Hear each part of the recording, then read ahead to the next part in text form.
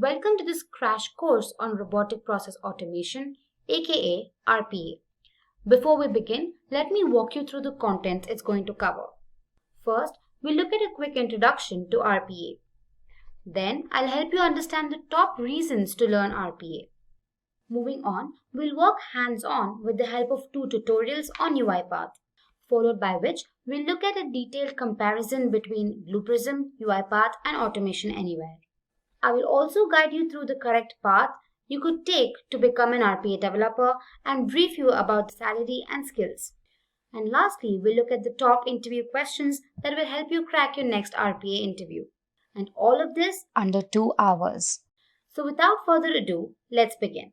But before that, if you wish to keep yourself updated with all the cutting edge technologies, then subscribe to our channel and hit the bell icon. This is Jim. He is an accountant in a multinational company. He handles several invoices and other financial records like monetary transactions, liabilities, checks, and ledgers on a daily basis. One of his tasks is to copy all the relevant information from these invoices, such as the name of the company, invoice ID, and date of processing into a spreadsheet, and mail the sheet along with other financial reports to his superiors by the end of the day. As any prompt employee, he transfers all the information to the sheet, attaches the reports, and sends them over to his boss via email every day. But over a period, he starts finding this task to be time-consuming and repetitive. Frustrated, Jim looks for a way to reduce the time and effort it takes to complete the task. And voila! He stumbles across Robotic Process Automation, aka RPA. Using Robotic Process Automation, he builds a simple bot that extracts information from several invoices into an Excel sheet, attaches all the necessary financial reports, and sends them over to his superiors via email at a specific time every day. So, what exactly is Robotic Process Automation? Robotic Process Automation, RPA, is the use of software with artificial intelligence and machine learning capabilities to handle high-volume repetitive tasks that previously required humans to perform. Some of these tasks include addressing queries, making calculations, maintenance of records, and performing transactions. There are several misconceptions about RPA. RPA is not a humanoid robot. It does not have a physical form and no resemblance to humans. RPA cannot replace humans or replicate human cognitive functions. It does not have a brain of its own, and cannot perform logical or critical thinking as humans do. The working of RPA includes 4 crucial phases. 1. The planning phase typically involves gathering the processes to be automated, identifying the test objects, and finalizing the implementation approach. 2. The development phase includes the creation of automation workflows as per the agreed plan. 3. Deployment and testing is a vital phase, since it uncovers any unexpected outages and ensures a bug-free product. 4. Lastly, there's the support and maintenance phase, which ensures that the product is continuously updated with smooth deployment across the user base. To meet the objectives of RPA, tools are used. These RPA tools are software applications that can configure tasks and automate them. Some of the popular RPA tools in the market are UiPath, Automation Anywhere, BluePrism, WorkFusion, Pega, and Redwood, among others. When it comes to quality, RPA ensures consistent, error-free output, leading to reduced operational risks. This, in turn, improves customer satisfaction. In the area of delivery, RPA can help decrease the average handling time, and this enhances the customer experience and ensures 24/7 business continuity. With respect to cost, according to NASSCOM, domestic businesses can reduce the cost by up to 65% through RPA. It offers a higher ROI by driving positive returns within quarters as opposed to years. Other advantages of RPA include reduced training costs, minimal utilization of IT resources, and easier software migration. Today, many domains and industries like banking and finance, IT integration processes, human resources, insurance agencies, marketing and sales, and customer relationship management readily deploy RPA. RPA service adoption has been showing tremendous growth since 2016 and will continue to increase beyond 2020. According to McKinsey's research, knowledge and work automation could have an economic impact of $5 to $7 trillion by the year 2025. It will impact more than 230 million knowledge workers, which constitute 9% of the global workforce. Any company which is labor-intensive, where people are performing high-volume, high-transaction functions, stand to benefit the most with RPA adoption, boosting their capabilities and saving money and time. Now in today's video, we're going to be learning all about robotic process automation. So if you're new to this topic, then this session will definitely help you understand RPA better. So without further ado, let's jump in and look at what's in store for us. So the topics we're going to be covering in this session are why RPA, automation versus RPA, what is RPA, what is not RPA, features, benefits, types, some of RPA software tools, its services, some of the industries adopting RPA, and its growth projections. So let's begin by understanding the necessity of RPA. Now imagine having to solve complex mathematical problems manually. It's possible, but not all that easy. To make life a little easier, calculators were invented. They proved to be accurate, easy, and time-saving. However, these conventional calculators need human input. Now this is partial automation. So does a calculator qualify to fall under the RPA framework? Well, no. Robotic process automation, on the other hand, would be completely automating the working of a calculator where it requires zero human interaction. Now let's compare traditional automation with RPA. Consider an invoice processing software. Now this software would automatically generate these invoices in a strategic manner. However, the processing requires human interaction. On the other hand, to ensure complete end-to-end automation, RPA plays the key role. RPA is an approach that allows one to automate the manual interactions in a known process. Traditional automation involves programming APIs and integration tools to integrate different systems. RPA, on the other hand, mimics the actions of a user at the user interface level. These actions could be mouse clicks or keystrokes. Since the developer directly interacts with the software, he must have a clear understanding of the target system in case of automation. But that's not the case in RPA. As long as the bot can exactly follow the steps, the developer need not worry about the underlying complexities. So let's move ahead and understand what is RPA. RPA is the use of software with AI and machine learning capabilities. Now these softwares handle high-volume, repeated tasks that previously required humans to perform. Now RPA approach sticks to the front end only, making it easier for its users. So RPA basically is a configuration that automates repetitive tasks. Some of these tasks could be answering queries, making calculations, maintaining records, or even handling transactions. To give you an example, consider an employee handling invoices in a company. Now his duty would include printing these invoices for audit purposes. Now doing this regularly proves to be strenuous and monotonous. RPA helps overcome this. It can be used to open the invoice mail from the supplier, extract the invoice, and print it for records, all of which requires zero effort from the employee. Now I'm sure you'll understand RPA better with a small demonstration. Now consider you have to display a welcome message on a regular basis. Now instead of manually typing it every time, you definitely want to automate it. For this purpose, we make use of an RPA tool called UiPath. Now don't worry, we'll learn about this later in the session. UiPath Studio is a tool used to develop RPA bots for specific functions. Now let me navigate to my UiPath Studio, and here I'll create a new project. Let me call it Message 101. I'll say create. Alright, so this is how the UiPath Studio looks. Let me get rid of this. And here you have various activities that you can perform. So a sequence is basically a set of activities that is defined in a particular order. It also executes in that particular order. So what I can do is I can drag and drop this here. And within the sequence, I drag and drop my activity. So I want to display a message. So I drag the message box and drop it here. The message that I want to display must be quoted within double quotes. So I say, hello, welcome to RPA tutorial. And I save it. And after that, I run it. So once I do that, it has to display the message on my screen. So let's see if it does that. Voila, here we go. You can see the message being displayed. So this was a simple example of how RPA works. Using this tool, you can practically automate complex functionalities. We'll learn all about UiPath in detail in the upcoming videos, so stay tuned for that.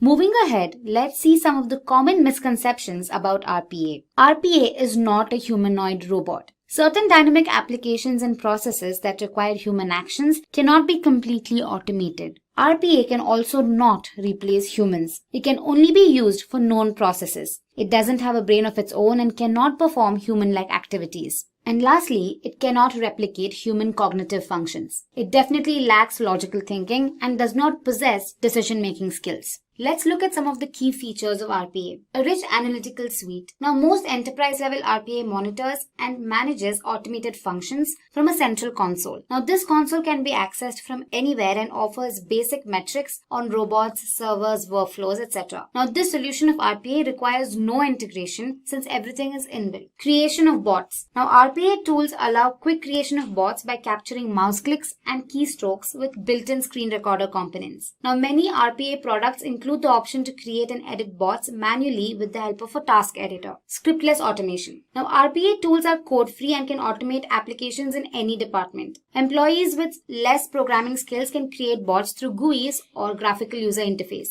Now, this feature reduces the amount of hand code writing and improves the rate of delivery. Next up, we have security. RPA tools enable the configuration as well as customization of encryption methods. Now, this helps defend against any interruption in the network. Hosting and deployment. RPA systems can automatically deploy bots in groups of hundreds. Hence, RPA bots can be installed on desktops and deployed on servers to access data for repetitive tasks. Lastly, we have debugging. Some RPA tools require to stop running to rectify the errors, while other tools allow dynamic interaction while debugging. Now, this dynamic approach allows to develop on the go and to resolve issues in a runtime environment without changing the process. Now let's look at some of the benefits of RPA. Reduces cost. One of the most important advantages of RPA is the quick reduction in cost. By automating tasks, the cost saving of almost 30% can be achieved. Software robots also cost way less than a full-time employee. Reduces operational risk. Various companies generally prefer to outsource busy work to external parties. Now this comes with an inherent risk of human errors and inefficiency. RPA brings forth a better solution, and since the work stays in-house, there is less operational risk. Quality and accuracy. RPA offers services to processes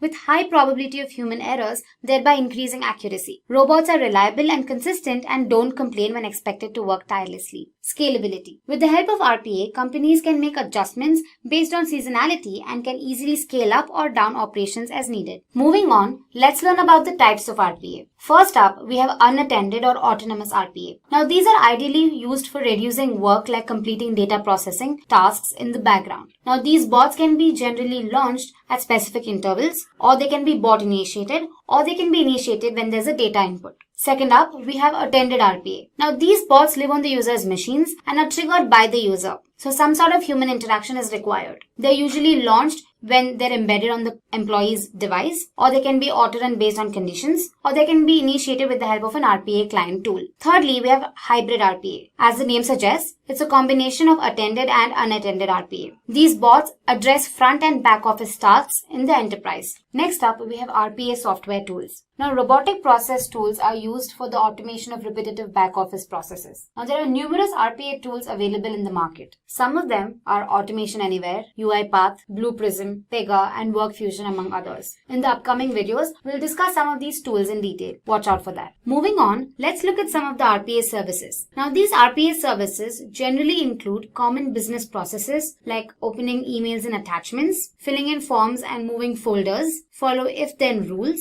connect to system APIs, extract structured data from documents, make complex calculations, monitor manual processes and learn how to perform them, example machine learning, copy and paste, read and write to databases, scrap data from documents, log into web or enterprise applications, and so on. Now that we have a clear idea on what RPA is, let's go ahead and look at some of the industries adopting RPA. First up, we have banking and finance. RPA has been a boon to the finance industry with its significant impact on reducing considerable work volumes. Human resources. Typically with HR processes witnessing a high volume of repetitive tasks, the RPA could significantly improve the rate, efficiency, and cost effectiveness in the functions. It can be used to run tasks in careers and learning, talent acquisition, etc. Marketing and sales. RPA is helping organizations in building the sales pipeline and engaging with their customers more efficiently. IT integration processes. RPA can be used to integrate legacy and newer systems in automation endeavors. Insurance agencies. RPA helps empower insurers in in building a high-growth, responsive business while optimizing cost. Lastly, we have customer relationship management. RPA software can automatically keep your CRM maintained with the most up-to-date and accurate information. Lastly, let's look at the RPA growth projections and its future. Both RPA software and services increased by huge amounts between 2016 and 2021 and beyond.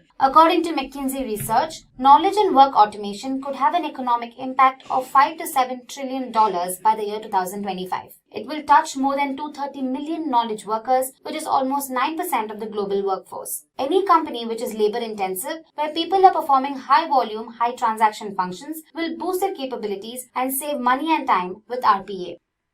So, why is RPA gaining popularity so rapidly, and why do companies and techies have RPA perspectives? So, here are the 10 reasons why one should learn RPA. So, number 10, fast implementation. Now, getting data entry bots up and running goes quickly. Implementing a new RPA software system certainly happens much faster than training a new person. You can have these data entry bots up and running in just days. In contrast, if you wanted to hire a new human employee, you'd be taking a lot of time in sorting out resumes, conducting interviews, going through the entire boring hiring process, and then finally, when you find the right person, you'd have to spend time and energy on training them. However, in case of RPA, all of this is countered. And number 9, we have no training time. So now this is an important one. If your process changes and the bots need to learn something new, you can either replace them with new bots or alter their programming. Now that again goes much faster than training employees for new tasks. In terms of costs, training an employee for a new task will pan out to be way more expensive and time consuming. Next up, the bots will never quit. Now with RPA, you don't have to worry about employees quitting or dealing with the turnover. Bots don't care how hard they're working or how boring their job is or how repeatedly they're doing the same tasks. Again, yes, it would be ironic if the bots got tired. Software bots can work all the time, 24 hours a day, every single day of the year at 100% capacity. Now RPA doesn't take holidays, it doesn't have sick needs, and of course, they do not have unproductive days at all. Well, isn't that a treat to have someone who never retires or decides it's time to move to a different job?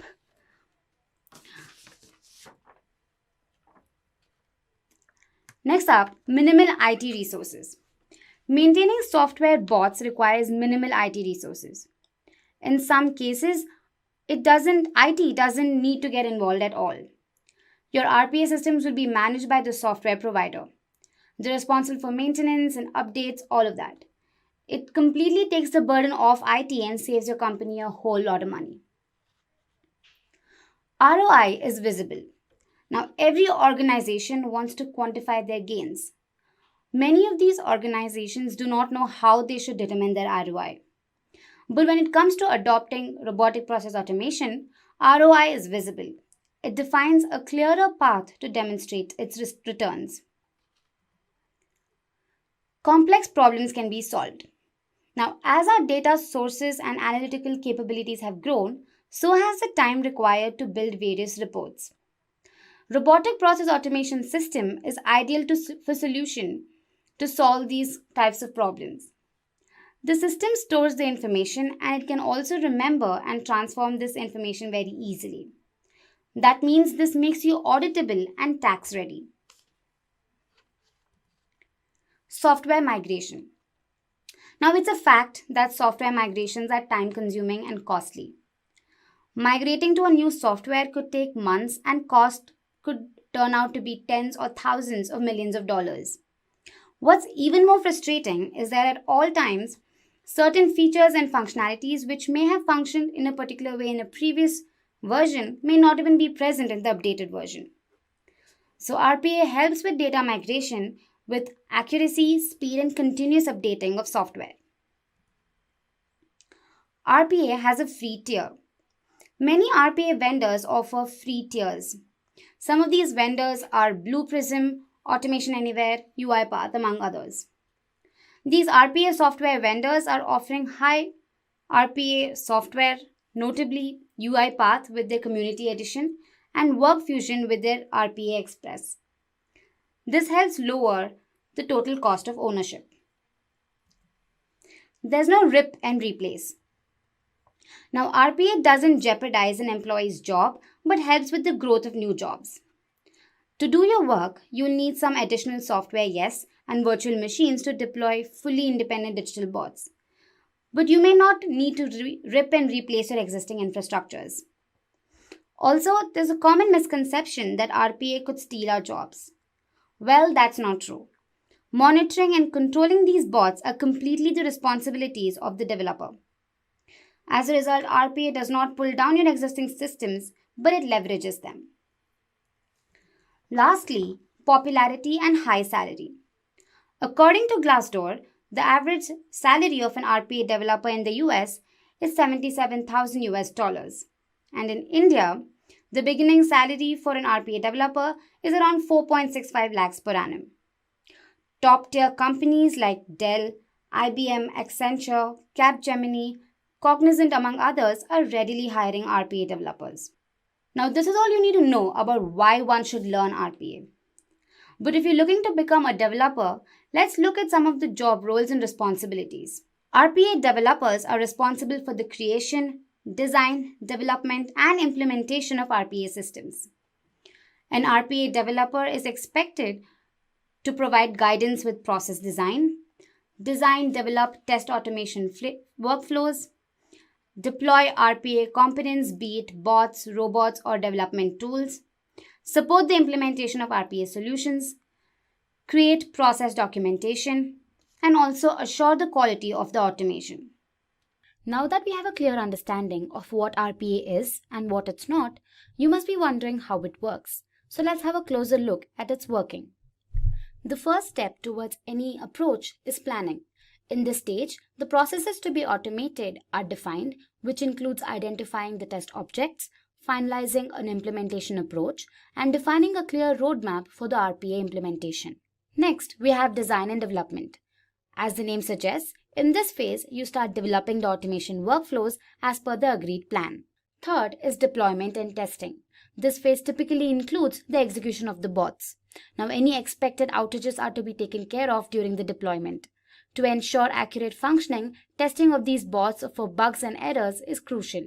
Lastly is support and maintenance. Now, providing constant support helps in identifying and rectifying the errors better. Moving on, we have RPA software tools. Now, these tools typically help develop and execute bots. Some of the RPA tools are UiPath, BluePrism, Automation Anywhere, WorkFusion, among others. In this tutorial, we will execute a bot using the UiPath tool. Before executing a demo test case, let's go ahead and understand what UiPath is and its interface. UiPath is basically an advanced RPA tool which allows you to create, control, and execute front office and back office bots with the help of visual templates and diagrams. Now, it also provides end-to-end automation, calling it hyperautomation. UiPath offers 3 different product suites. First up, we have UiPath Studio. Now, it is a platform to create automation bots. It encompasses hundreds of activity templates and ready-made components to drag and drop. Now, some of its features include GUI dashboard, which basically consists of activities like send email, display message, and so on. It offers different types of recorders to record user actions on multiple platforms. It provides logging and exception handling. It also has reusable components. Now, the user can create these reusable components to publish them together as libraries. The next product suite is UiPath Robot. Now, they run automation bots that are created using UiPath Studio. There are different types of robots. Firstly, we have the attended robots. Now, these robots work with you to speed up the service desk and the help desk. It's basically used in activities where human involvement is key. Next up, we have unattended robots. Now, they operate without the human touch, maximizing the cost and performance benefits for any variety of back office tasks. The third product suite is the orchestrator. Now, it is a centralized robot management dashboard where you can easily deploy, secure, and manage your UiPath robots at scale. Now, here's the course of action. The first step is that the user creates a bot. Next, the user has to save this project and which is later used as a process. Now once the process is created, it is assigned to a specific robot to execute it. This collectively constitutes a job and all of which is taken care of by the UiPath orchestrator. Now let's understand the UiPath interface in brief. First up, we have the recorder. Now as the name suggests, this component allows the user to record all user actions such as navigations, clicks, etc. Next up is scraping. Now it involves two components. One is the screen scraping, which is the programmatic collection of visual data, and the other one is data scraping, which is the extraction of structured data from an application. User events. Now all mouse clicks and keystrokes given by the user as input are recorded using this feature. Lastly, we have variables. Now variables are used primarily for using certain features. Now these variables hold different types of data and can change over time. Alright, now that we have a fair understanding of UiPath, let's go ahead and execute a simple test case. So here's what we're going to be doing. First, we extract information about books on the website, that is goodreads.com. So what information are we extracting? So we're going to be extracting the names and the authors of the new released books. Then this information is going to be stored in an Excel sheet, and this Excel sheet is going to be sent over an email. So let's go ahead and execute the test case. Alright, so let's go ahead and open UiPath Studio, and here you go and click on New Process in the top right corner. Alright, and provide a name for it, say RPA, and I say create. So now this is going to create a workspace for you. This might take up a few seconds. And this is what the typical UiPath Studio interface looks like. So moving ahead, we need to create a sequence of activities. So for that, let's go ahead and say New Sequence to the top left corner and provide a name for it. I choose to keep it sequence, so I say create. But what exactly is a sequence? Now sequence is a set of activities. So all the activities mentioned in a sequence are executed in the same order. Alright. So now in our use case, we are going to be scraping data from the goodreads.com website, right? Okay, so now we'll have to navigate to the goodreads.com website, and I've opened it in my browser. So here we've navigated to the most popular books published in March 2020. So now I have to extract data from this, right? I need two fields. Basically, I need the name of the book and the author. Alright, so what we're going to do is we go back to UiPath Studio and click on data scraping. So go ahead and click on data scraping, and here it says open your browser or application and wherever you want to extract your data from, and then we click on next and then click on the field that you want to select.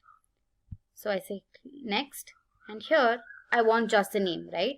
So I click on the name and it says you selected an entire table cell. Would you like to extract the data from the whole table? No. I just want the name of the table, right? So I say no.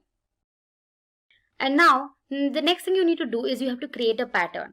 The tool needs to understand what exactly you are extracting. So what we do is we have to create a pattern. To do that, we have to select a second element. So I say next again, and I click on the second name here. I say click, and now the name of the column that I want to give. So I say books and I say next. Now, so this is how it's going to look. This is the data preview, right? So next we need the name of the author. So I say extract correlated data here. So go ahead and click on that. And now I need the name. So I click on Sarah J. Maas. And again, to create a pattern, I need to select another element. So I say next and click on the next name of the author. So I click on this and I give the name author for this column. Alright, so I click on next. Okay, so this is how it's going to look. So after this I say finish. Alright, so now it's going to ask me if data is spanning across multiple pages. Now in our case, if you look at this page, data is not spanning across multiple pages. Say suppose you had 1, 2, 3, 4, 5 saying there are more books ahead, then that would be data spanning across multiple pages. So that is not the case here. So I say no in our case, and that is it. So we have scraped our data from the website. Okay, so now that we're done with data scraping, the information that has been extracted has to be saved in a CSV file. So for that, you have to create the file. So go to your activities and say write CSV. Alright, so just drag and drop the activity here Now it asks for two fields, right? So the first one is the target field where the information is stored. So provide a name for it. For that, let's go ahead and browse it. And in my case, I create a document, say demo1 underscore RPA, and save it. Alright, and the next field is a write from field. Now the information that you're storing in the CSV file is basically the output of data scraping. So that is all the information from the data scraping event is stored in an output variable. So click on that and here you see you have an output variable. So copy the output variable, Control C, and then paste it here. Alright, now save the file and now let's execute it to see if it successfully works. So go ahead and click on play. So alright, it's completed the execution. So let's go ahead and check if it has completed the execution correctly. So I go back to my documents, UiPath, and we have demo1 underscore RPA. Open that and here we go. We have the name of the author and the book. Alright, so this works completely fine. Okay, so the next step in our use case is to attach the CSV file and send over an email. Now for that you have to provide your credentials, that is your email ID and the password. Now these credentials are also used multiple times across the test case. So instead of specifying it every time, we can create two variables, right? One for the email ID and one for the password.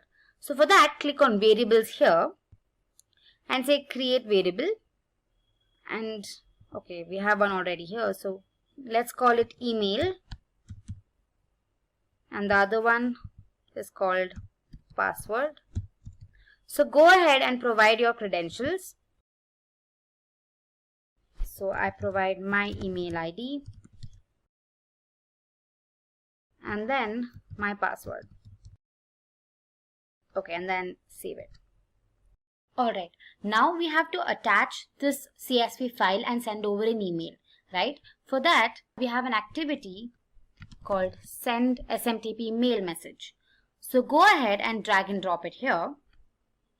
And now it has three fields. It has the to field, the subject field, and the body field, right? So to is where you provide the email ID. So here I just say email because I've already defined a variable. The next is the subject. So I say attachment and say the body, I'll keep it simple and say PFA. Okay, now we have to attach the file, right? So click on attach files and here we have to provide the path to the file. So go back to the place where you've saved your CSV file and copy the path and paste it here as an expression. And at the end, you provide the name of the file. So it was demo1 underscore RPA dot CSV. Okay. So now go ahead, click on OK. Now we have a lot of other fields to provide here as well. So here we have the port field. Now the SMTP port that we're using is number 465. So go ahead and provide that.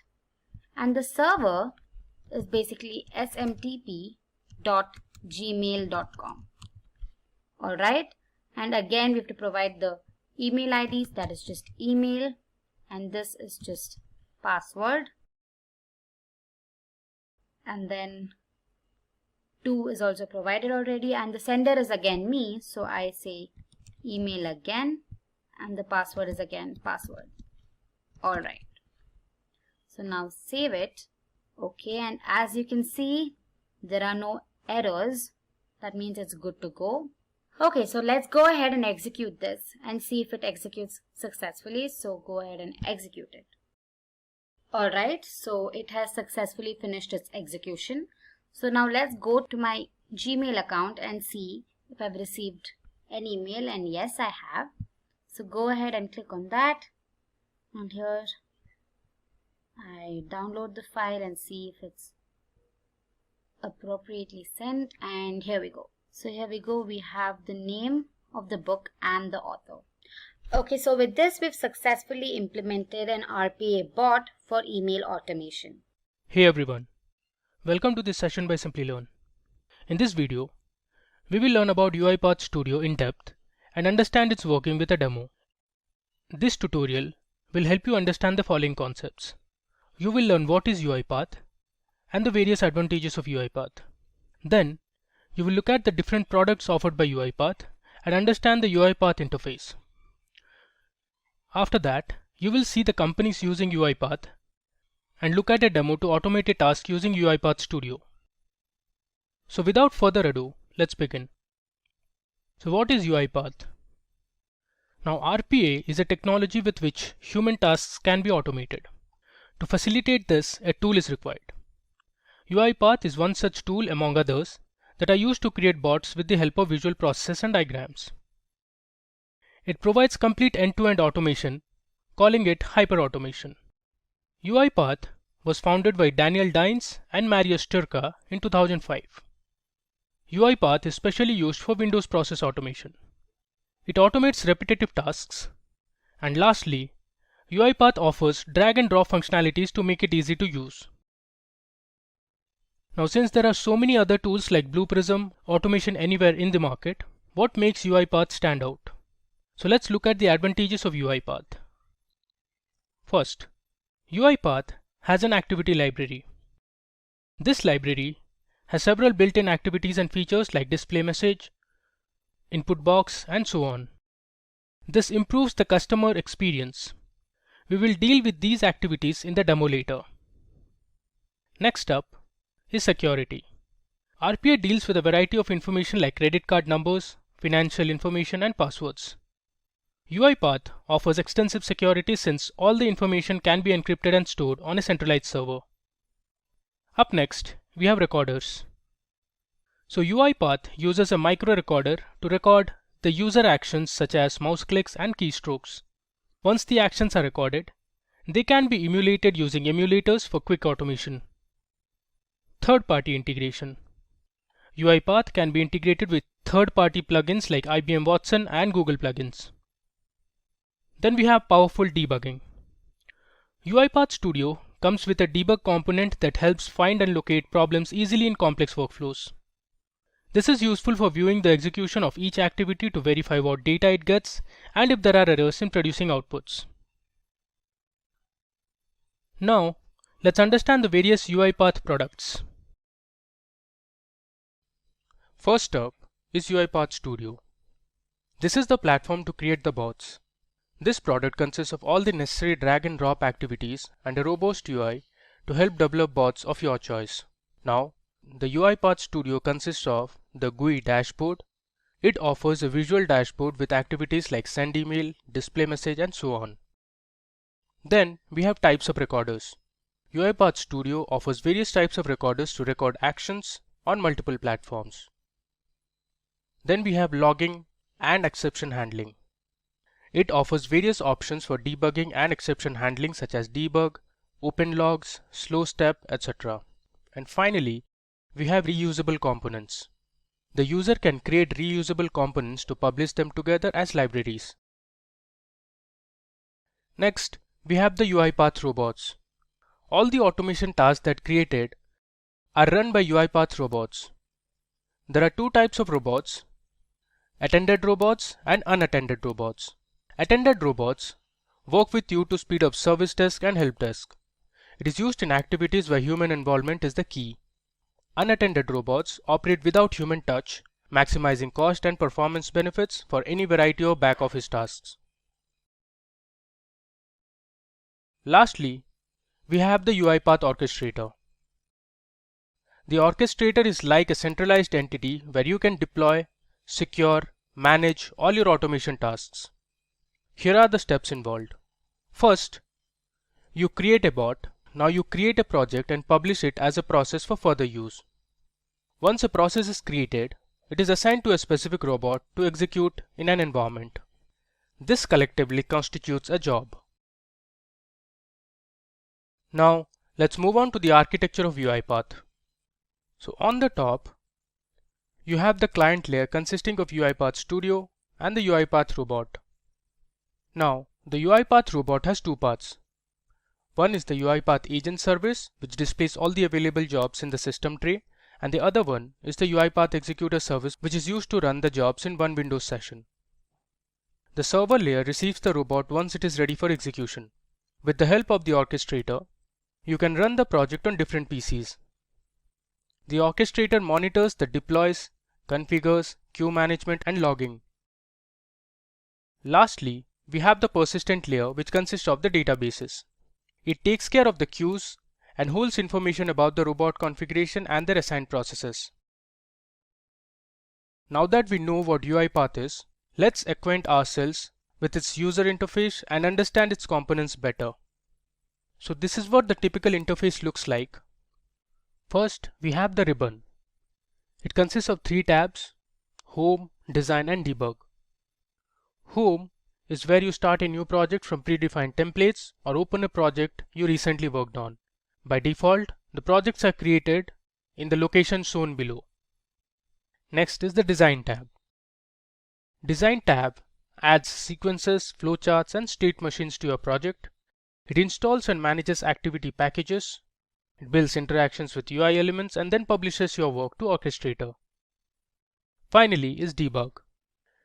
It debugs your workflow while using debugging tools to set up breakpoints, monitor the execution of activities step by step, and adjust the debugging speed. Next on the screen is Tools. So the Tools tab can be used for installing extensions from Chrome, Firefox, Edge, Java, Silverlight, Citrix, and Windows Remote Desktop, and is also used for launching the UI Explorer and Project Dependencies Mass Update tool. Then we have Settings. The Settings tab has options for changing the interface language, theme, setting global preferences, and managing activity feeds. So you have General Settings, then there is settings for design, locations, manage resources, and finally license and profile. Up next, you have Help. The Help tab directs you to product documentation, release notes, online resources, the community forum, and the RPA Academy. After that, you have the Recorder. The Recorder component in UiPath Studio allows the user to record UI mouse movements and keyboard activities to generate automation scripts. After that, you have Scraping. So, UiPath Studio supports 2 types of scraping. One is screen scraping and the next one is data scraping. So, screen scraping is programmatic collection of visual data, and data scraping is the extraction of structured data from an application. Then you have User Events. User Events records events such as mouse clicks and keystrokes. Then you have Variables. So variables hold different types of data. These variables can change over time. UiPath makes an easy provision to create and remove unused variables. On the bottom left, you have Project. So the Project panel enables you to view the components of the current project, add folders, open the file location, manage dependencies, and adjust project settings. Beside it, you have Activities panel. So the Activities panel shows available activities that can be added to the current workflow. Users can use the search box to find activities, navigate through them using navigation keys, and press. You also have the Snippets panel, which enables you to easily reuse automation. It includes by default multiple samples and snippets. To the bottom right, you have the Properties panel, which is contextual and enables you to view and change the properties of a selected activity. You also have the Outline panel, which displays the project hierarchy, all available variables and nodes. You can highlight activities in this panel by selecting them in the Designer panel. The Output panel enables you to display the output of the log message or write line activities, among other things. Exceptions for packages are also displayed in this panel. So now that you have understood the interface of UiPath, let's look at the companies using UiPath. So you have Accenture, Capgemini, Cognizant, Atos, and Deloitte, to name a few. Now, we'll do a demo to automate a task using UiPath Studio. So here is what we are going to do in the demo. We'll create an automated process to fetch data from a website, wherein the bot would extract data like the name of the person, the phone number, and the email ID. This data will store it in an Excel sheet and send it over an email. Now let's get started. Now to do this demo, We'll be using the fake name generator website to generate random data of people and store this dataset in an Excel sheet. Now if I had to do this manually, I would first create an Excel sheet. So let me open an Excel workbook.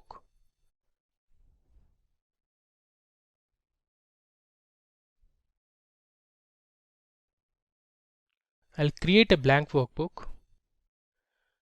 So this is where I'll put my data if I had to do it manually.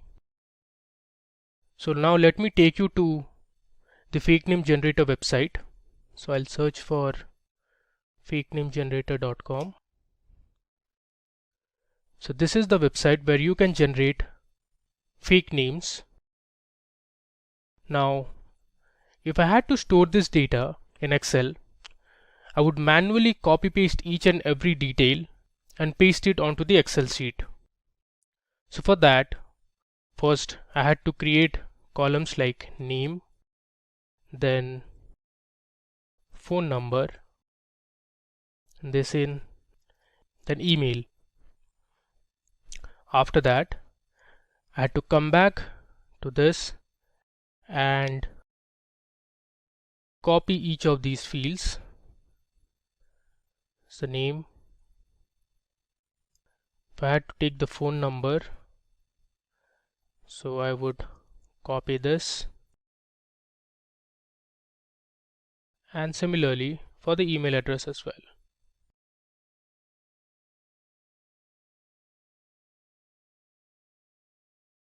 For one record it is fine. What if you are asked to fetch 100 records or say 200 records?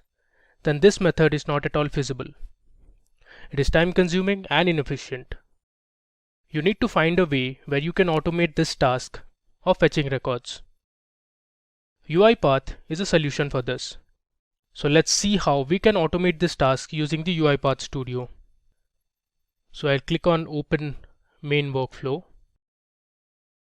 First, we need to direct UiPath to go to the fake name generator website. For that, we need the sequence activity. So let me search for sequence here. So under activities, I'll search for sequence and I'll drag it here. After that, I need to open the website in a web browser.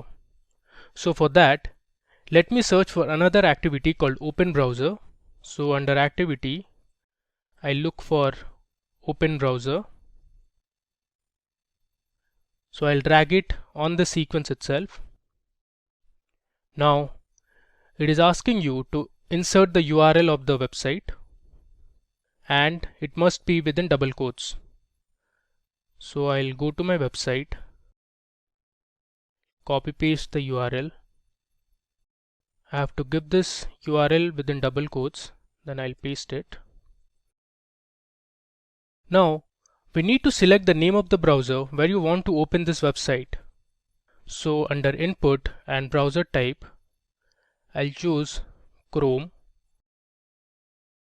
Now let me go ahead and run this file.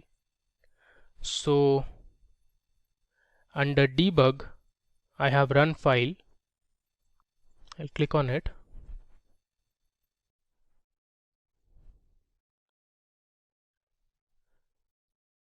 So as you can see, the website is automatically opened in a new window on Chrome.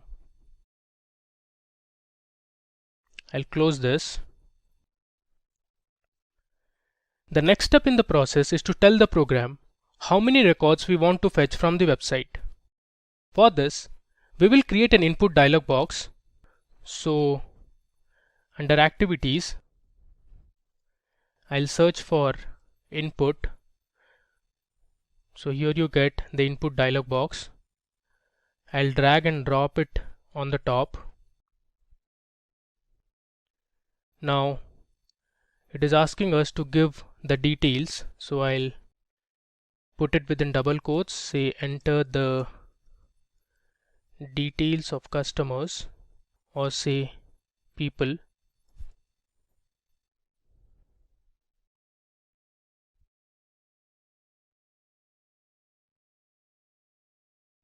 And then here I'll give enter the number of records you want to fetch. Now I have to store this information in a variable. So under variables, I'll create a variable and name it as total, is the total number of records I want to fetch. Similarly, under output result, I'll give the same variable name as total.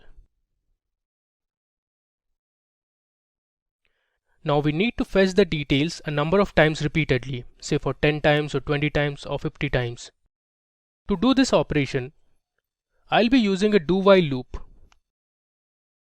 So to use a do-while loop, I'll first search for do-while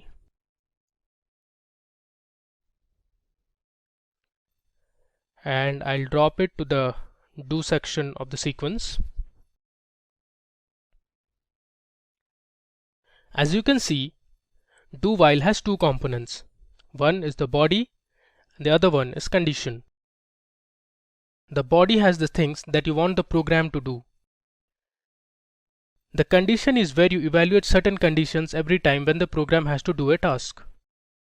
So for every step or iteration, it will check if the condition is true or not and go inside the body of the loop. Now for doing this, we need to assign a variable. So let's name the variable as val, and I'll change the variable type to integer, and I'll make the scope to sequence. I'll also assign a default value of 0. Now we'll compare this val to the variable total. So the condition I'll give is check if val is less than total.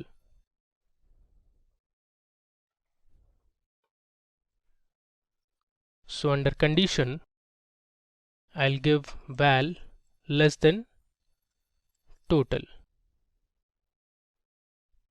So every time the value of val is less than the total, it will keep fetching the records from the website. You can see it has thrown some error. Now this is because our total variable is of type string while the val variable is of type integer. So you can't compare an integer with a string variable. So that would be absurd. We need to convert the total variable to an integer using the cint function. So here itself I'll write cint, which is convert this total variable to integer. You can see the error is gone.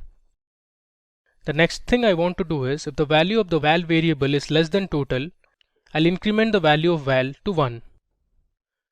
So to do that, I'll use an activity called assign. So I'll check for assign and I'll drag it onto the body. So here I'll give val equals to val plus 1. This will make sure the value of val increases by 1 every time there is a new record inserted. It will continue until the value of val no longer matches the total.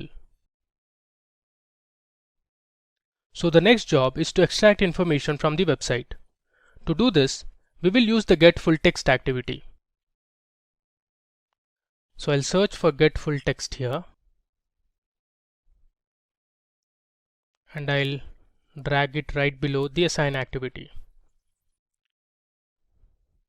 Now you need to select the information which you want. So first I want to get the name. I'll click on the indicate element inside browser and then select the name of the person. So I'll click on this and I click on the name. There you go. Now we need to store this name in a variable. So I'll create a variable. So under variable, I'll create a variable called name and in the output also I'll give the same variable name. Next, I want to fetch the phone number of the person. So I'll again select get full text and I'll drag it here. I'll click on indicate element inside browser. So I'll scroll down and I'll select the phone number of the person. So we have selected the phone number. Similarly, I'll store this phone number in a variable. I'll create a variable called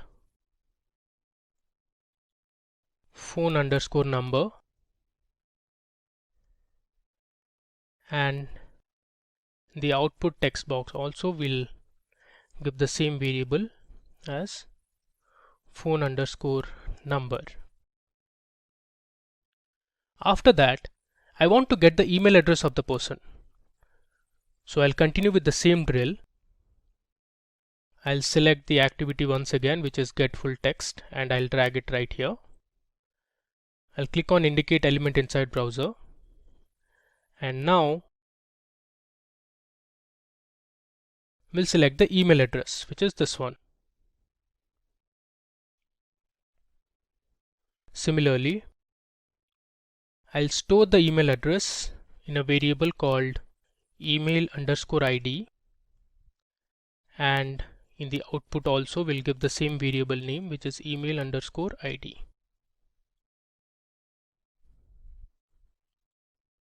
Now we need to store the names, phone numbers and email IDs into an Excel sheet.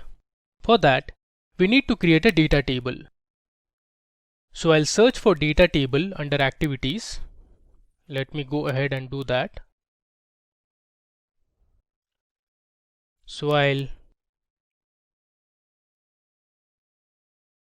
choose build data table and drag it right below the input dialog box.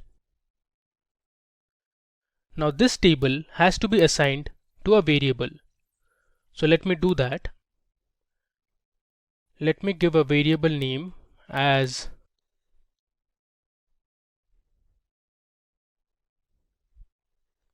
fetch underscore data underscore table. Similarly, in the output also we'll give the same variable name, which is fetch underscore data underscore table. One thing I need to tell you here is we'll change the variable type. So I'll select browse for types and look for data table, which is system.data. I'll drill down and search for data table, which is this one. Click OK. We need to assign the column names to this data table. So let me now do that. I'll uncheck all this and select the columns. So we'll give the first column name as name itself. Click on OK. Select one more column, give it as phone number. Click OK, and then we need the email address.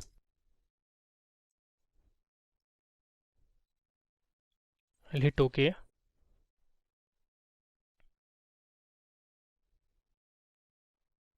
So we are done. So first the data table is created, and then we'll write this data to an Excel file. After that, we need to create rows for the data table. For that, I will search for row.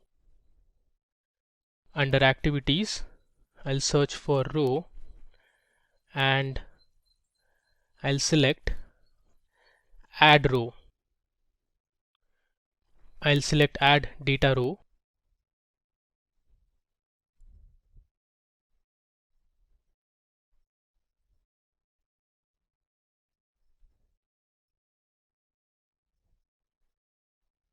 I'll place it right below where we have created all the variables. Now I want to add a row for the name, phone number and email address. So under input, I'll select array row. I'll expand this, and within curly braces, I'll give my variable names. So those would be name, give a comma, and then phone underscore number, comma, email underscore ID.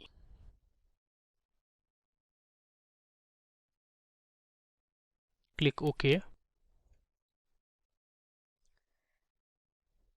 I made a mistake. It should be within curly braces. OK. Now to tell the table to which it should write the rows to, we need to assign under the data table name. So under data table, I'll give fetch underscore data underscore table. For every iteration, a record will be added to the table. Then we need to refresh the page to extract the next set of information.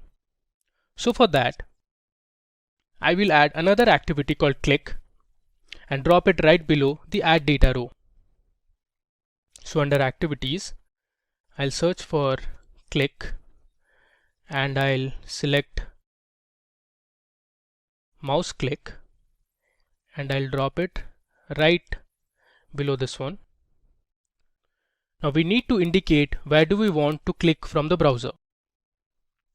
So click on this, go on top and select generate. So we want to click on generate. Next, I will write the data to a CSV file. So I'll search for write CSV under activities.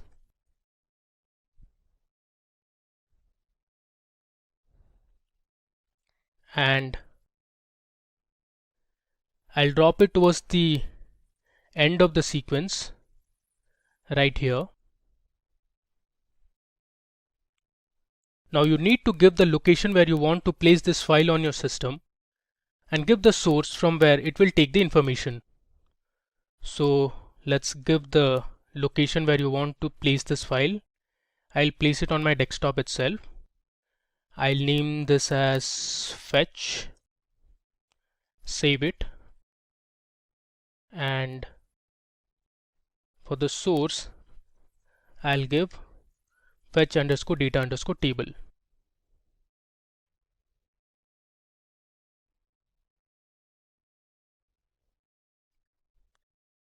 We are all set. Now let's run it. So under debug file, I'll select run file. I'll enter the number of records. So let me fetch 10 records. Click on OK. Now this might take some time.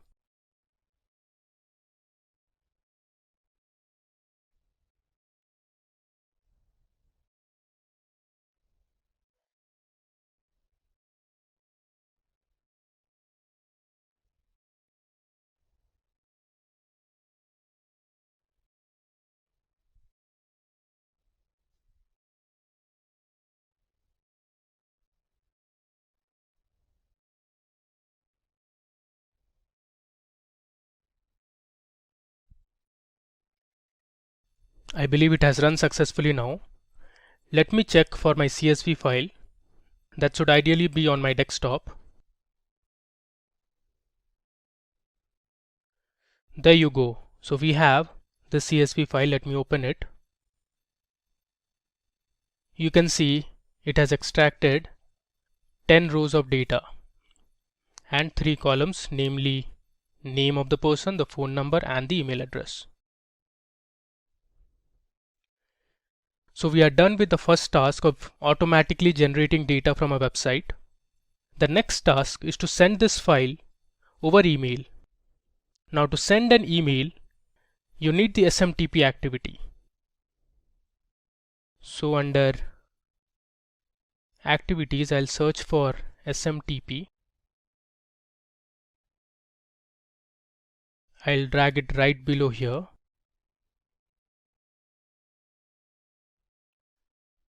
Now we need to configure this. I'll be actually sending this email from someone else's email ID to my email ID. So under to, I'll give my email address, which is within quotes, I'll type abhijit.biswal@simplilearn.net.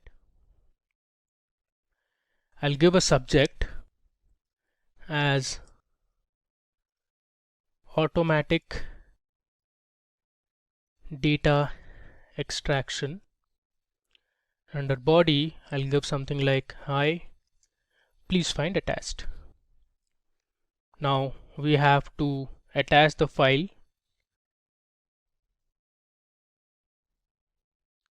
We have to give the location of the file here. So let me go to properties and I'll select this, cancel.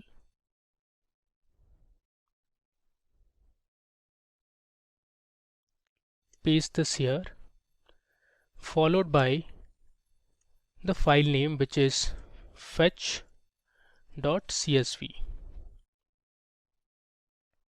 I'll click on OK.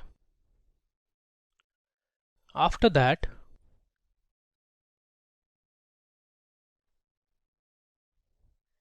I have to give the host port number, which is 465, and the server name, which is smtp.gmail.com. Under logon, I'll give the sender's email ID,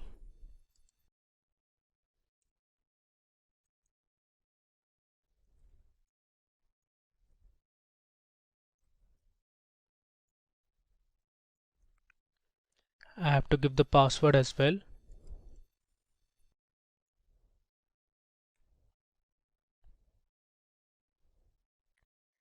Under the receiver, it's my email ID, which is abhijit.biswal@simplilearn.net.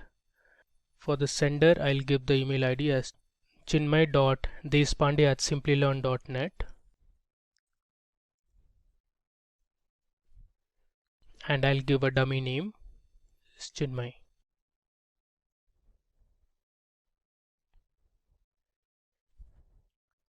So we are almost done. Let me now go to debug file and run this. It is asking to enter the number of records. I'll give 5. Click on OK.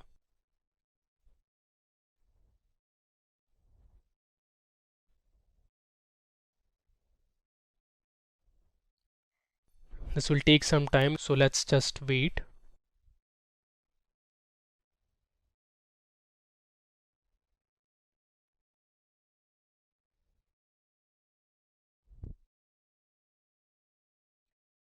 So we have successfully run our program. Now let me check my inbox if I have got any mail from Chinmay. So there you go. I have got this email, and below you can see the fetch.csv file attached, and it has 5 rows. Now, assuming you have a basic understanding of RPA, let's go on and compare the popularly used tools. First up is trial version. Every tool generally offers a trial version for its users to get acquainted with the tool. This helps the users understand the tool better and decide if they want to proceed with using the tool. BluePrism offers a free trial version. It's available in 2 options, either on the cloud or on the local computer. UiPath also offers a free edition. Both trial and license versions are available. Automation Anywhere offers a free community version, and both trial and license versions are available. Next up is base technologies. Base technologies define the technology with which the software was built. BluePrism is based on C#. UiPath is based on Microsoft vendors like SharePoint, Kibana, and Elasticsearch, while Automation Anywhere is based on modern Java technologies. The third feature of comparison is Process Designer. BluePrism enables you to create, design, edit, as well as test business processes from the Visual Business Object. Now, a VBO is like an adapter provided by BluePrism for communicating with an application. Each Visual Business Object implements a specific set of operations on an application's user interface. So these are basically like objects that encapsulate a particular functional logic. UiPath, on the other hand, acts as a visual process designer with developer-friendly options. Now, a visual process designer is a dashboard consisting of various tools through which the developer can define the automation tasks. Automation Anywhere is developer-friendly with a visual interface built for business users along with advanced features for developers. Business users and developers can work side by side to build bots. They can see the visual interface and code in a single screen. The next feature of comparison is accessibility. BluePrism offers browser-based access only. UiPath and Automation Anywhere, on the contrary, offer both application-based and browser-based accessibility. In case of Automation Anywhere, the control room can be accessed with a browser or a mobile application. This is the only platform where users can create bots on any device or any operating system. Moving on to the next feature, learning. Now, in case of BluePrism, the user should have the necessary knowledge of programming. He should be able to create business objects and manage them in the control center. UiPath enables you to design automation processes visually through diagrams. The developer need not know a programming language in particular. When it comes to Automation Anywhere, it is developer-friendly and offers both visual and programming features. Business users can build bots with the help of drag and drop features. Beginners benefit from the built-in product walkthrough. Next up is robots. Now, before we jump in, let's discuss what the different types of bots are. There are two types of bots. We have the front office bots, whose deployment is in the user's control. We also have back office bots that can run on locked machines from an orchestrator. The user may not be actively involved in its working. So moving on to the comparison, BluePrism offers back office automation only. UiPath and Automation Anywhere offer both front and back office automation. In case of Automation Anywhere, the HBC or the human bot collaboration feature enables humans and bots to work together to complete a task and also to manage exceptions and escalations. Moving on, the next feature is Macro Recorder. Now, the Macro Recorder allows you to record keyboard activities and mouse events to generate automation scripts. These activities are arranged based on the order or sequence of actions being performed on the screen. So moving on to the comparison, BluePrism does not use a macro recorder. UiPath makes use of a macro recorder to enable fast process mapping. Automation Anywhere offers a universal recorder so that the user need not select different recorders for different tasks. Moving on to the next feature, architecture. An application that runs on the client side and accesses the remote server for information uses the client-server architecture, whereas an application that runs entirely on a web browser uses the web architecture. In case of a client-server architecture, the user interaction with the server is always through a user interface or application on the client side. On the other hand, in a web application, the user interaction is thoroughly through a web browser. Now, BluePrism and UiPath both incorporate a client-server architecture. Automation Anywhere incorporates a cloud-native web-based microservices architecture. It is the only platform that provides a complete digital worker solution on the web. Users with any skill level can instantly start building robots on a browser without any heavy installation.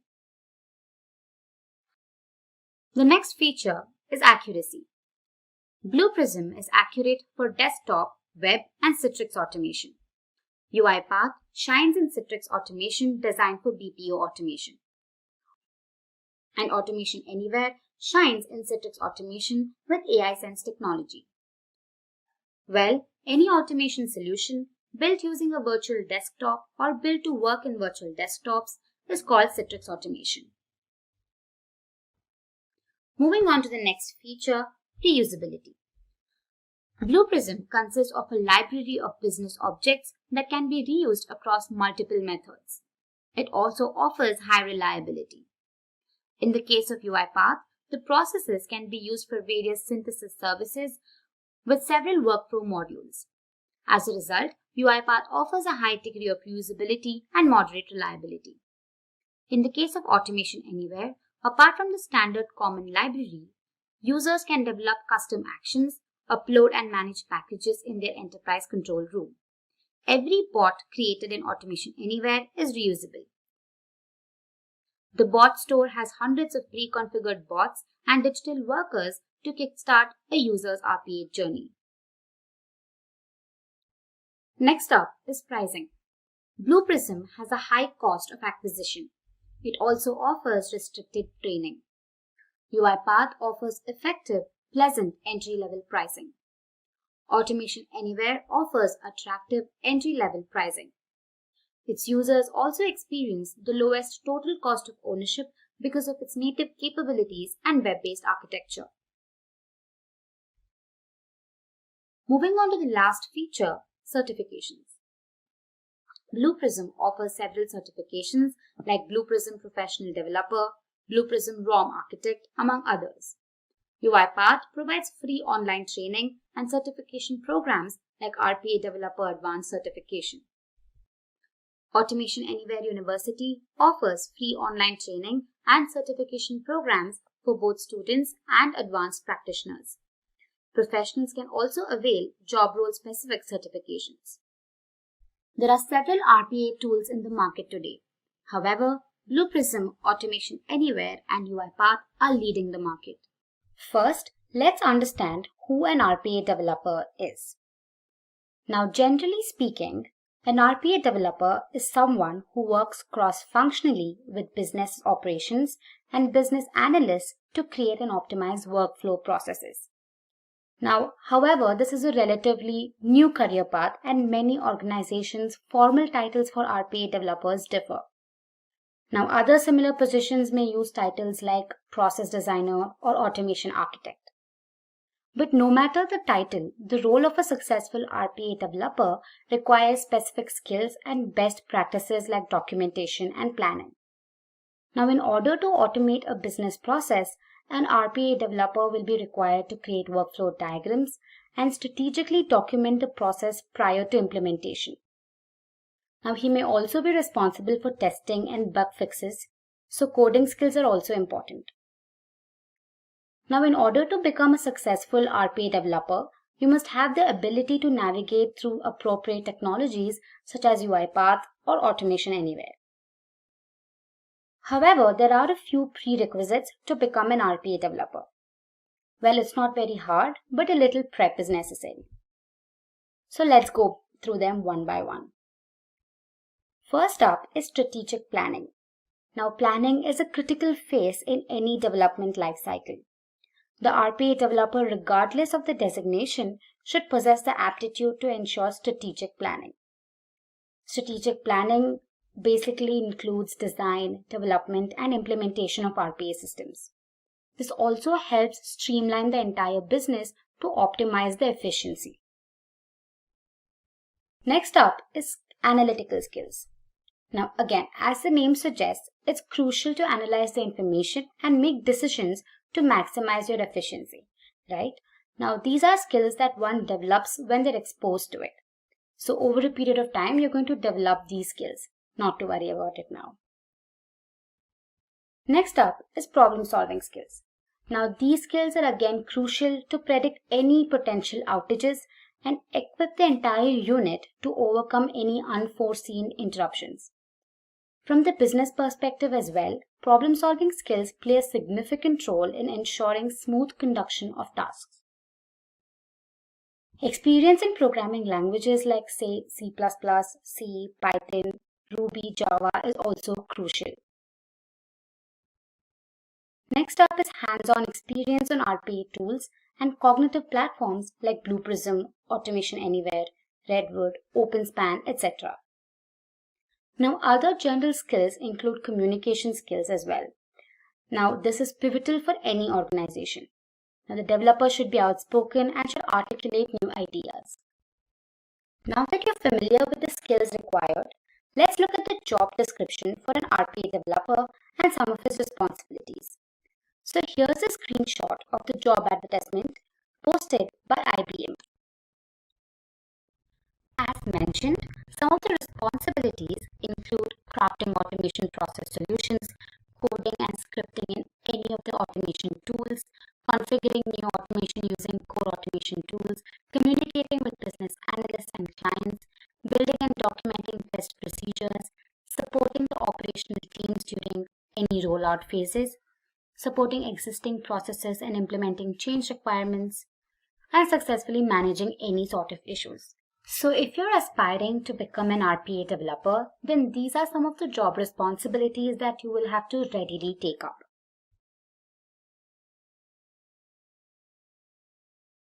If you're still wondering if this field has scope for development in the coming years, let me clarify it for you.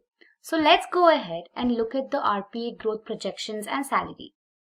According to Gartner, robotic process automation software grew up by 63% in 2018, making it the fastest growing segment of the global enterprise software market. Now, the growth curve has also been steadily increasing since 2016 and continues beyond 2020. Now, it is also predicted that RPA will touch more than 230 million knowledge workers, which constitute up to, say, 9% of the global workforce. Now, any company which is labor intensive, where people are performing high volume, high transaction functions, can totally benefit from RPA. So if you're still skeptical about taking up RPA, I hope this clarified it for you. So moving on to salaries. In the US, the average salary of an RPA developer is around $76,000 US. The average salary of an RPA developer in India is around 6 lakh rupees per annum. So the companies that are readily hiring for RPA developers are IBM, Capgemini, Infosys, Volvo and Accenture among others. Moving on, here are a few tips to kickstart your RPA career. So let's go ahead and look at them one by one. First up is to choose your RPA platforms. Now, all RPA tools have graphical user interface or GUIs, but it's really helpful to understand the underlying technology.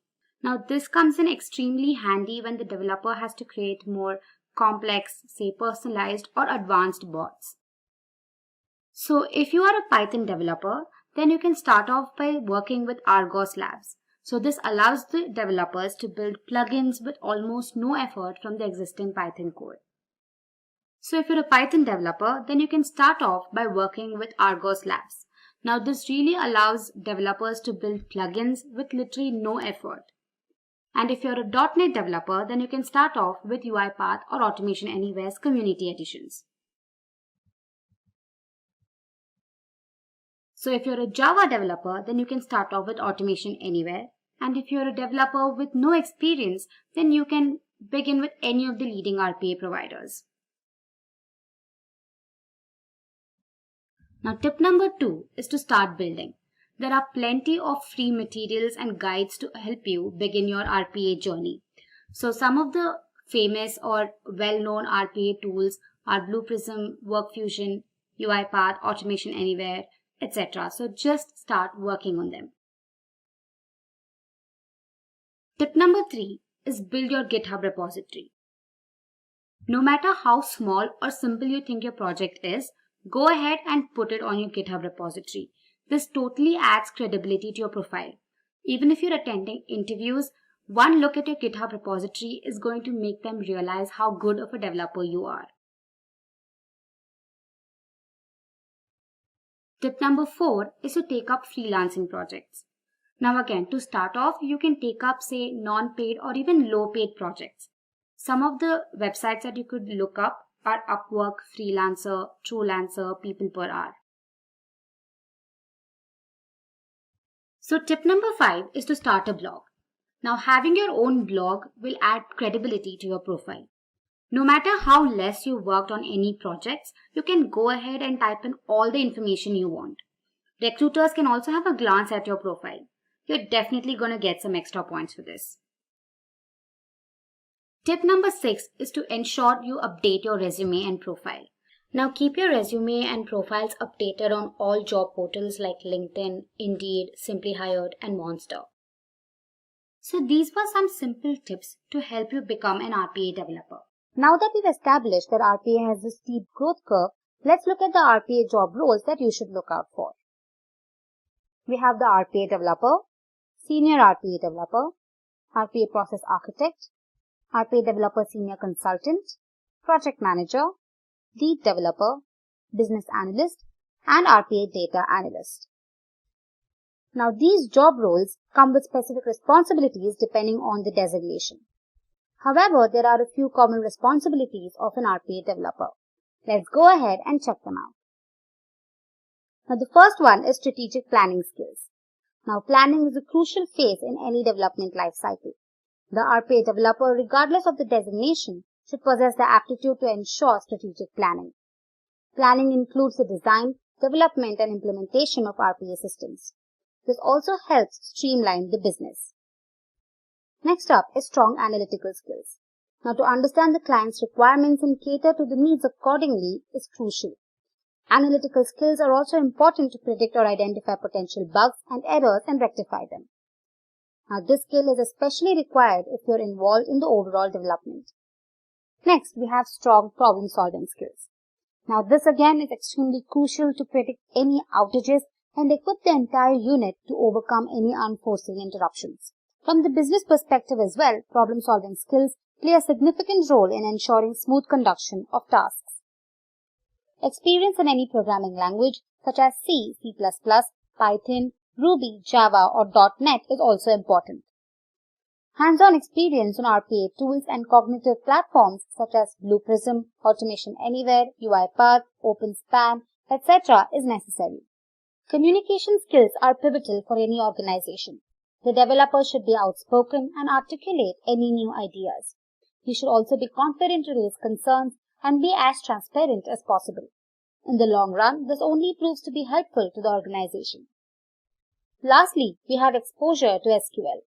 Now, experience with database, be it SQL or NoSQL, is highly preferred. It's always an added advantage if you have the knowledge about accessing and managing databases. Next up, we have RPA developer salaries. Now, the salaries will differ depending on the location, your experience, and also the designation. Now, in the US, here are the job salaries and the roles. According to Glassdoor, an RPA developer in the US earns around $76,000 per year. An RPA developer senior consultant earns around $99,000 per year. An RPA process architect earns an average salary of $95,000, and a senior RPA developer earns an average salary of $92,000. An RPA project manager earns around $73,000 per annum. An RPA lead developer earns an average salary of $99,000 per annum. An RPA business analyst earns around $68,000 per annum. And the data analyst earns around $62,000 per annum. Moving on to India, the average salary of an RPA developer is around 5,98,000 rupees. That of a senior consultant, a senior RPA developer, and an RPA lead developer is around 14 lakhs per annum. And the average salary of an RPA business analyst is around 5,40,000 rupees. Now let me quickly run you through a sample resume of an RPA developer. Now this is just a template and you can alter it according to your needs. First up is your general information like name, phone number, and your email ID. Then you can give a quick description about yourself and your strengths. You can also mention the objective as to why you're applying and what you're looking for in the organization. You can include your LinkedIn profile link and your GitHub link. One look at your LinkedIn profile is enough for anybody to gather all the information necessary. So make sure that it's updated. Moving on, you could mention your experience. Now here you would have to mention the names of your previous organizations along with your designation and the tenure. You could also include your key responsibilities in these organizations. Along with the responsibilities, you could also mention the awards that you've received in your organizations. Next up is your educational background. You can mention the university that you graduated from, and it is required that you have a degree in computer science. You can also go ahead and mention your GPA. The next section is skills. Now this is pretty crucial. In the technical skills section, you could mention about the different RPA tools that you've worked on. If you're good at a particular programming language, go ahead and mention that as well. As mentioned earlier, any experience in database management is an added advantage. If you have any experience, go ahead and mention that. Moving on to non-technical skills, you could mention any extracurricular activities that you're proud of. Some soft skills that you feel worth mentioning can be added in this section. Mentioning the languages that you know can also boost your resume. Now, given all this, it's fundamental that you do not lie on your resume. In today's video, we're going to discuss the top RPA interview questions. Now, if you're looking to make a career in this field, and if you're just browsing around for jobs, then you're in the right place. This video will absolutely help you crack that next interview of yours. So without further ado, let's begin.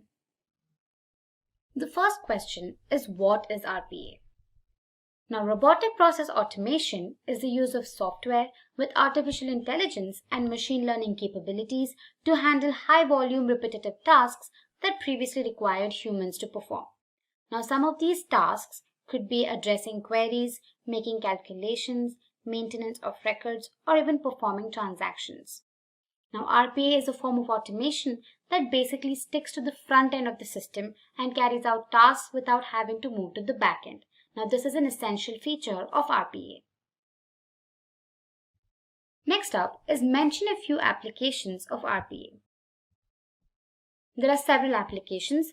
To mention a few, we have open mails and attachments, fill in forms and move files in folders, follow if-then rules, connect to system APIs, extract structured data from documents, make complex calculations, monitor manual processes and learn how to perform them, read and write databases, scrape data from documents, and even log into web enterprise applications.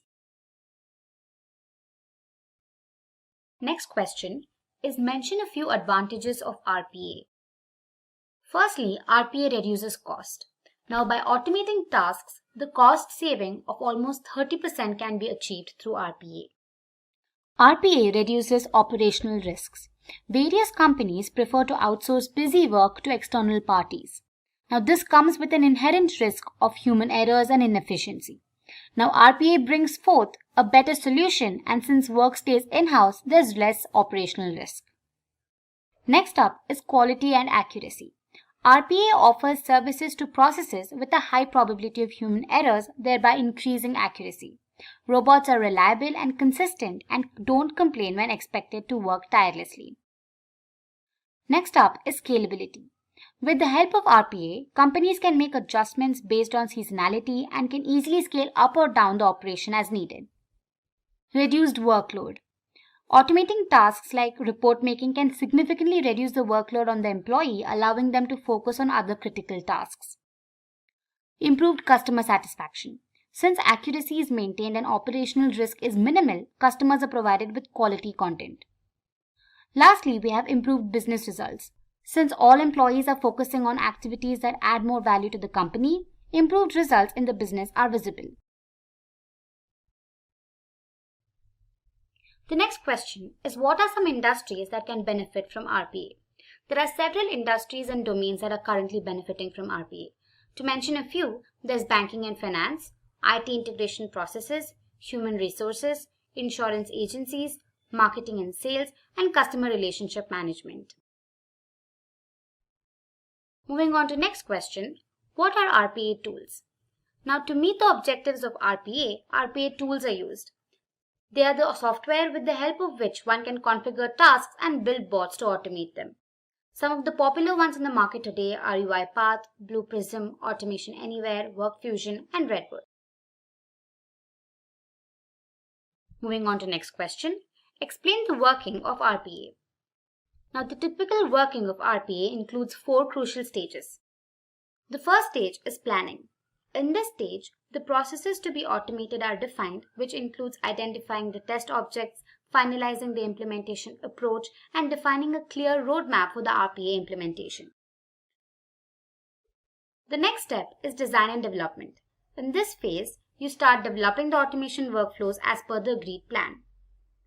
Thirdly, we have deployment and testing.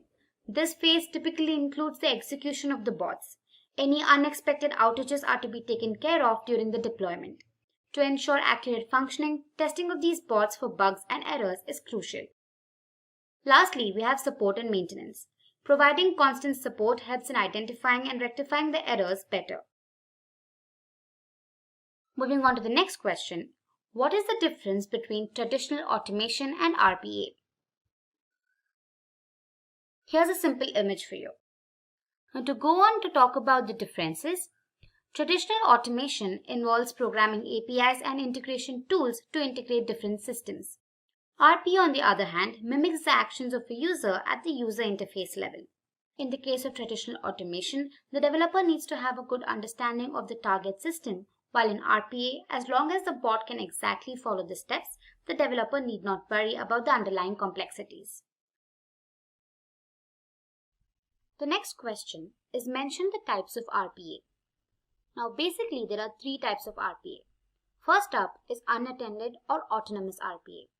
Now this is ideal for reducing work like completing data processing tasks in the background. They do not require any human intervention.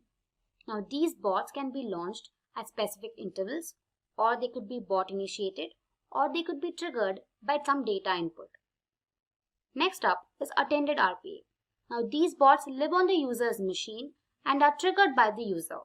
They can be launched when embedded on an employee's device, or they can be auto-run based on certain conditions, or they can be launched using the RPA client tool. Lastly, we have hybrid RPA. It is a combination of attended and autonomous bots. Now these bots address front and back office tasks in the enterprise. The next question is, what are front and back office bots? Now front office bots are those whose deployment is totally in the user's control. They require human intervention. They work from the same desktop as that of the user. It can only be triggered by local machines manually and cannot run remotely. When it comes to back office bots, these bots can run on locked machines from the orchestrator. The user may not be actively involved in its working, and these bots can be triggered remotely by servers. The next question is, what are some features of RPA? First up is Rich Analytical Suite. Now RPA monitors and manages automated functions from a central console. Now this console can be accessed from anywhere and offer basic metrics on robots, servers, workflows, and more. Simple creation of bots. RPA tools allow quick creation of bots effortlessly by capturing mouse clicks and keystrokes with built-in screen recorder components. Scriptless automation. RPA tools are code-free and can automate any application in any department. Employees with less programming skills can create bots through GUIs. Security. RPA tools enable the configuration as well as customization of encryption capabilities for securing certain data types to defend against the interruption of network communication. Hosting and deployment. RPA systems can automatically deploy bots in groups of hundreds. Hence, RPA can be installed on desktops and deployed on servers to access data for repetitive tasks. Debugging. Some RPA tools require to stop running to rectify the errors, while other tools allow dynamic interaction while debugging. This is one of the most powerful features of RPA. Moving on, what are the major differences between BluePrism and UiPath? Moving on to the first feature is trial version. BluePrism offers a trial version. It's available in 2 options, either on cloud or on the local computer. UiPath, on the other hand, offers free edition. Both trial and license versions are available. Moving on to base technologies, BluePrism is completely based on C#. UiPath is based on SharePoint, Kibana, and Elasticsearch. Moving on to Process Designer. BluePrism allows you to create, design, edit, as well as test business processes from the Visual Business Object. But what exactly is a VBO? A VBO can take the form of a set of coded functions which may be written in VB.NET or C#.NET. UiPath acts as a visual process designer with friendly developer options. Now, a visual process designer basically is a dashboard consisting of various tools through which a developer can define the automation tasks. Moving on to accessibility. BluePrism allows only browser-based accessibility. UiPath, on the other hand, provides mobile and browser accessibility. Moving on to robots, BluePrism offers back-office automation only, while UiPath offers both front and back-office automation. The next crucial factor is a macro recorder. In case of BluePrism, a macro recorder does not exist, while in the case of UiPath, it consists of a macro recorder enabling faster process mapping. Moving on, what is Citrix automation? Any automation solution built using a virtual desktop or built to work in virtual desktops is Citrix automation. It plays a major role in small to corporate companies like BPO and contact centers where applications are being accessed remotely because of security considerations. Next question is, what is UiPath Studio? Now, UiPath Studio is basically a platform to create the automation bots. It encompasses hundreds of activity templates and ready-made components to drag and drop. UiPath Studio consists of, first up is GUI dashboard. It offers a visual dashboard with activities like send email, display message, and so on. It also consists of different types of recorders. UiPath Studio offers various recorders to record actions on multiple platforms. Next up is logging and exception handling. It offers various options for these two, such as debug, open logs, slow step, etc. Lastly, it offers reusable components. Here the user can create usable components to publish them together as libraries. Moving on, what are activities in UiPath? The activities panel shows available activities that can be added to the current workflow. Users can use the search box to find various activities, navigate through them using navigation keys, and press. System Activities Pack contains all the basic activities used for creating automation projects. These activities enable the robots to manipulate data tables by adding or extracting information, or directly interact with directories and files on your machine, performing any action a human user would. Also, there are other types of activities in the pack that aid in the creation and execution of automation projects themselves, such as logical operators and expressions.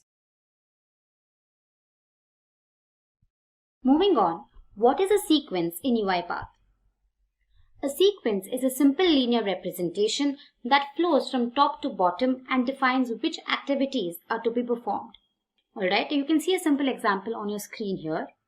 So to give you a detailed explanation, let me just navigate to UiPath. And here I can create a new sequence. I go to New, click on Sequence, and let me call it Sequence as it is and say Create. Alright, now a sequence is created. So I want to display two messages. So let's look for the activity that is message box. I drag and drop it here. And let me display hello first. And I drag another message box, and after that I drop it here. And okay, let me do that again. Alright, and here I display welcome. Alright, so let's save this and debug. According to the logic, hello has to be displayed first and then welcome. Right? So let's go ahead and see if it does that.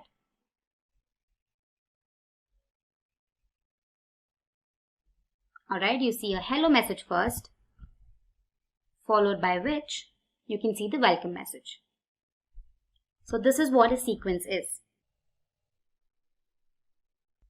Moving on to the next question, what is scraping in UiPath? Now scraping can be done in two ways. First up is data scraping. Now this is a technique with the help of which structured data can be extracted from the web or any application and saved to a database or a spreadsheet or a .csv file. In the case of screen scraping, it is a process of collecting screen display data from one application and translating it so that another application can display it. Now you can see the two options on the top of your user interface in UiPath. Moving on, what are UiPath robots? Now UiPath robots run the automation that is created using the UiPath Studio. Now there are two types of robots. As discussed earlier, we have attended robots. Now they work with you to speed up the process like service desk operation or help desk operations. Now it is used in activities where human involvement is key. Next up is unattended robots. Now these operate without the human touch, maximizing cost and performance benefits for any variety of back office tasks. Next question, what does the UiPath orchestrator do? Now the orchestrator is a centralized robot management dashboard where you can easily deploy, secure and manage your UiPath robots at scale. First, you have to create the bot. The project is then published as a process for further use. Once a process is created, it is assigned to a specific robot to execute in an environment. This collectively constitutes a job. All of this is taken care of by the UiPath orchestrator. Next question, how is exception handling achieved in UiPath? Exception handling is one of the error handling methods in UiPath. The error handling activity has four options. First up is rethrow. Now using this activity, a robot throws an exception again which was previously caught while executing the workflow. For this activity, we don't need to provide any specified message. Secondly, we have terminate workflow. Now this is a mechanism where we can ask the robot to terminate REST activities.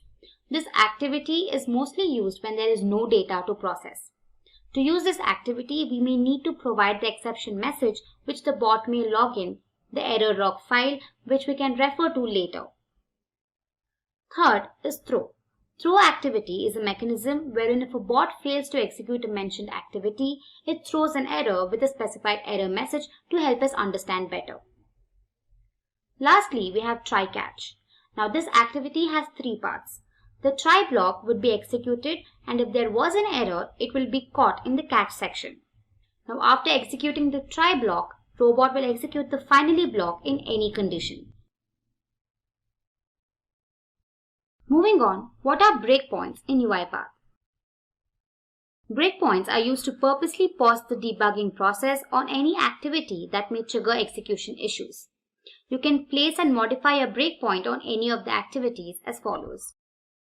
So from the context menu, you can right-click on an activity and select toggle breakpoint. So let me show you how that works. So here, in my sequence, I can just right-click on it. And here you can see the toggle breakpoint option. You can go ahead and click on that. That is one of the methods. Or I can select the activity and click on the breakpoints button on the debug tab. So let me show you. Here, let me select this. And in my debug tab, I can click on breakpoints and say toggle breakpoint. That is another method. And lastly, I can press F9 while the desired activity is being selected. It's as simple as that. Moving on to the next question, what is a macro recorder? A macro recorder allows you to record mouse events and keyboard activities to generate automation scripts. Now the activities are arranged based on the sequence of actions being performed on the screen, right? So this sequence is saved in your workflow, which you can later use it to play back the recorded action. Moving on, what are the user events in UiPath? Mention a few. Now user events in UiPath specify the actions performed due to the occurrence of certain events, right? Some of these events could be click, key press, or monitor mouse, or any monitor keyboard, etc. So when it comes to on-click element, Now this basically monitors all the click events on a specified UI element. The mouse buttons left, right and middle are used for the click action. By default, the left mouse button is selected. On key press element. Now this monitors keyboard events on a specified UI element.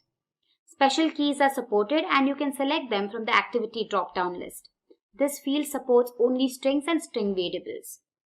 On click image, this monitors the image defined by the target UI element for mouse input.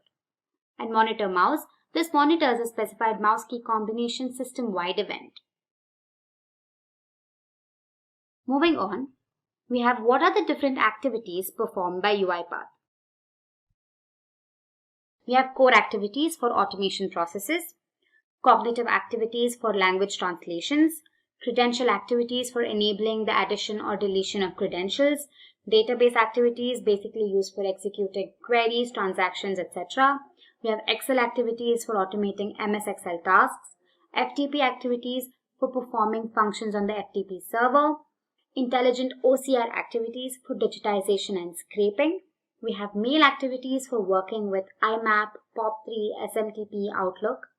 We have PDF activities for data extraction from PDF, Python activities for invoking Python scripts and methods, terminal activities for retrieving data from the terminal. We have web activities for performing SOAP and HTTP requests to any web APIs, and we have Word activities for automating activities in MS Word. So these are a few you could mention. Moving on, what does the control room in Automation Anywhere do? The control room is a web-based platform that controls Automation Anywhere. Alright, the control room deals with user management, source control. The code for the bots is managed by the control room. Dashboard, it gives complete analytics and results of Automation Anywhere bots. And license management. The purchased licenses for Automation Anywhere are configured in the control room. Now there are two types of licenses in Automation Anywhere. You have the device license, which allows you to create a bot, edit bot, and then run a bot. And you have the run license, wherein the user can only run the bot and cannot make any changes. So this is what the control room does. Moving on to the next question, what is a bot runner? Now a bot runner is the machine where you run the bot. Now you could have multiple bots running in parallel. You only need the run license to run the bots. The bots report back the execution logs, pass, fail status back to the control room. Moving on, what are task bots, meta bots and IQ bots? So task bots basically are the bots that automate a rule-based repetitive task in areas like documentation, administration, HR, claims, management, etc. Moving on to meta bots, these bots are the automation building blocks. It is designed in such a way that with application changes or updates, you need to make minimal edits to this bot. Any changes made to the bot is easily reflected. Lastly, we have the IQ bots. Now this is an advanced tool. It can learn on its own and perform a task according to it. IQ bots offer automation using highly advanced cognitive technology. Moving on, is robotic process automation similar to screen scraping or macros? Now, screen scraping mostly talks about the old green screen applications, mainframe ones, where you basically capture the screen. You process it based on its content and information that you have. When it comes to RPA, it is more intelligent, more capable, and much more robust. What it does, it connects to the elements. Whether they are Windows applications or Java applications, does not matter. They connect all the elements. It does use screen scraping, yes, but it's just a part of robotic process automation. They're not entirely the same. Moving on, what are thick and thin clients? A thick client is the application that requires certain attribute features using RPA tools, example a computer, a calculator, or Internet Explorer. While a thin client is the application that never acquires the specific properties while using the RPA tools. Very simple. The next question is, how is a chatbot different from RPA? Now a chatbot is basically a bot that is programmed to chat with the user like a human being would, right? while in case of RPA, it is a bot that is programmed to automate a manual business process of executing a task or any activity with a business function. Alright, so a chatbot can be used as a medium to feed input to the RPA bot, but it cannot replicate the features of an RPA system. Moving on to the final question, can Selenium be used for RPA? Well, there are lots of test automation tools in the market today like Selenium, QTP and Appium. These are good test automation tools. And no, they cannot be used for robotic process automation. Test automation tools have a constraint. They require software in order to run. But in case of RPA, it can be applied to anything other than a product. And mostly RPA is used to automate business processes. So Selenium or any test automation tool for that matter cannot be used for RPA. So with that, we come to the end of this crash course. I hope it helped you. We'll be back with more videos soon. Until then, keep learning and stay tuned to Simplilearn.